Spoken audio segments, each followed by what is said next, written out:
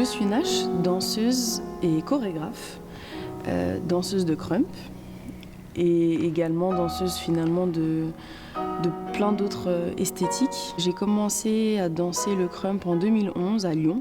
J'ai découvert en fait ce mouvement grâce à un film documentaire de David Lachapelle, Rise. Et ensuite, des années plus tard, je découvre à Lyon, à côté du café où je travaillais, je rencontre des danseurs de krump. Et là, la vie a fait que la rencontre s'est effectuée. Ça a été une découverte d'état d'âme, d'état assez transcendant, de partage aussi énormément. Ensuite, il y a eu une envie et une curiosité d'aller me dire, mais alors il y a le krump, mais qu'est-ce qu'il y a aussi par quelle nécessité on danse? J'ai découvert ce que j'appelle les danses d'état, les danses théâtre. Il y a eu tout d'abord le Kathakali, donc là on va dans le Kerala en Inde, où c'est des personnes qui vont raconter une histoire. Il était une fois un roi, il était une fois une jeune fille, mais en même temps ils incarnent et ils prennent les traits en fait de cette jeune fille ou de ce roi. Donc c'était des choses pour moi complètement fascinantes de me rendre compte qu'on peut raconter une histoire avec le corps en étant soi-même le personnage. Et puis dans cet enchaînement de découvertes, le flamenco, qui pour moi était encore plus pertinent à un endroit de la sensation.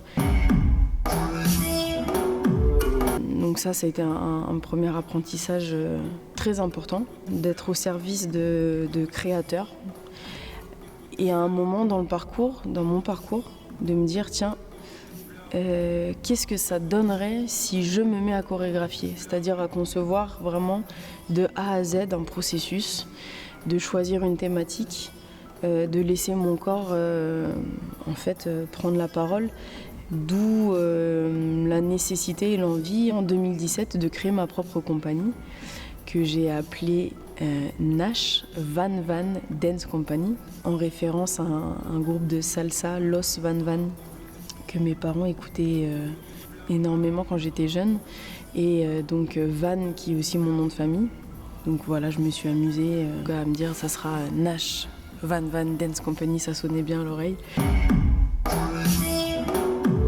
Et donc cette compagnie, aujourd'hui, m'a permis de créer 2 solos, donc un qui a déjà été créé, Cellule, qui a été une première démarche, et le deuxième solo qui naît après 6 mois d'une résidence au Japon, à Kyoto, à la Villa Kujoyama, Beloved Shadows. Je parle de ma relation aux êtres qui disparaissent, aux êtres qu'on fantasme, aux êtres qu'on désire et aux êtres qu'on doit accepter, laisser partir. Donc finalement, mes ombres bien-aimées, mes ombres détestées, les ombres qui m'effraient, mais aussi des ombres qui permettent la naissance de la lumière, pleine de mon imaginaire japonais, du clair-obscur, mais aussi des histoires traditionnelles de mondes qui se rejoignent, le monde de l'invisible, le monde réel.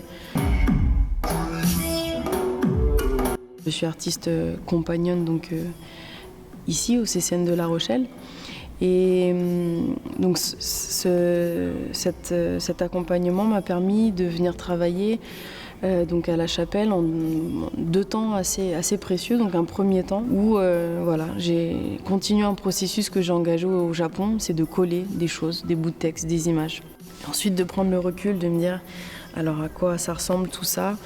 Ça me paraît pertinent et donc ok, j'y vais. Du temps s'est écoulé et je suis revenue donc là à La Rochelle pour cette fois faire une première résidence technique. Là j'ai ramené avec moi dans mes bagages 2 collaborateurs, donc Nicolas Barrault et Vincent Hope.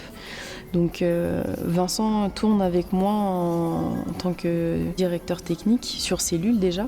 Et donc on continue cette collaboration. Donc là Vincent va m'aider très concrètement à rendre possible tout l'aspect technique en fait de la création. Et Nicolas est arrivé avec une forme, le tétraèdre, quelque chose qu'il travaillait lui dans son atelier.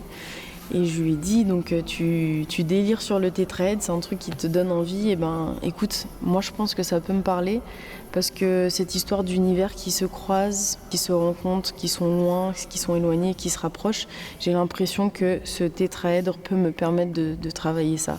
Un collaborateur très très important qui est en amont de cette résidence a travaillé avec moi pendant une bonne période, c'est Koki Nakano, un pianiste japonais d'ailleurs que j'ai rencontré à Paris, qui a accepté, et j'ai une belle chance de faire la composition originale de Beloved Shadows. Là, l'objectif, par exemple, à La Rochelle, première semaine de résidence technique, c'est de faire naître le décor. Ce fameux tétraèdre, est-ce qu'il a son sens? Est-ce qu'avec ce que je veux dire, est-ce qu'il va fonctionner? Est-ce que le corps à l'intérieur de cette forme va avoir l'espace de dire ce qu'il a à dire? Est-ce que je fais voyager mon public, en fait, dans cet univers que je lui propose? Ok, 4 semaines de création et de réalisation, c'est peu. Et je m'en rends compte et oui, ça va être un défi de voir comment, dans cette urgence, en fait, tout s'emboîte et que si ça doit se déboîter, ça se déboîtera et ça se réemboîtera. Et d'ailleurs, je pense que c'est pas la première pour moi qui est la plus importante, mais c'est vraiment le processus. C'est tout ce que je traverse là, à La Rochelle. En fait, c'est ça qui est précieux, c'est ça le spectacle, c'est le processus. Et ça, pour moi, c'est génial. Et on fera tout pour que le résultat soit bien et puissant. Mais déjà, le processus est bien et puissant.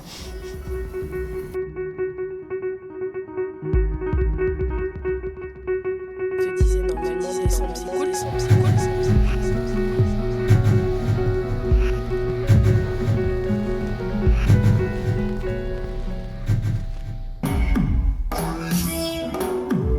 Hier a eu lieu la sortie de résidence de Beloved Shadows, donc à La Chapelle. Il y a la petite pression de la représentation, hein, même si c'est pas la première. Et moi spécifiquement, là hier, donc après ces 8 jours, j'ai réalisé qu'il y avait des choses qui étaient là dans le corps et qui me réconfortent, qui sont en fait toujours un état de corps assez puissant dès qu'il y a un public.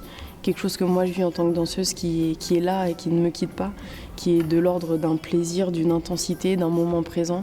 Il y a encore une relation que je dois trouver et affiner entre moi et cette scénographie, entre moi et cette forme, ces portes vers des ailleurs, ces zones de réflexion, d'apparition de ces êtres désirés, de ces fantômes, de ces fantasmes, de cet invisible. Il y a encore quelque chose à affiner de manière subtile. Et là, c'était pertinent à cette étape de travail-là de s'en rendre compte. Et puis, quelle est mon identité artistique? Ça sert à ça aussi, de faire face à son public, de se dire qu'est-ce que mon public reçoit? D'accord, donc moi, c'est ça. Quand je danse, quand j'exprime mon univers, mon imaginaire, les gens reçoivent ça, donc ça permet à soi-même de se rendre compte en fait de ce qu'on produit, de ce qu'on transmet.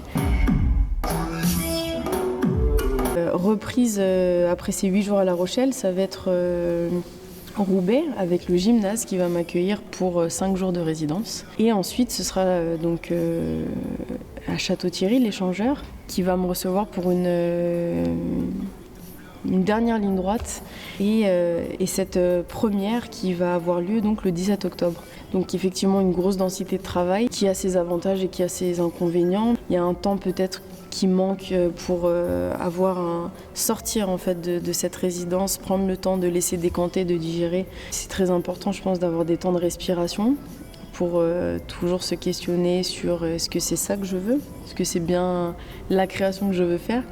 Et peut-être que là, effectivement, ce temps-là manque. On fait toujours de toute façon au mieux et voir après ce jour-là, le 17 octobre, donc cette première officielle, en fait, à quel endroit le corps sera, à quel endroit la rencontre se fera avec cette scénographie, avec cette mise en lumière du corps. Donc le défi, effectivement, c'est d'être prêt à cette date-là, même si, de mon expérience, en tant qu'interprète ou en tant que chorégraphe, la pièce vit pendant qu'elle tourne et c'est rare que tout soit au rendez-vous le jour de la première en tout cas.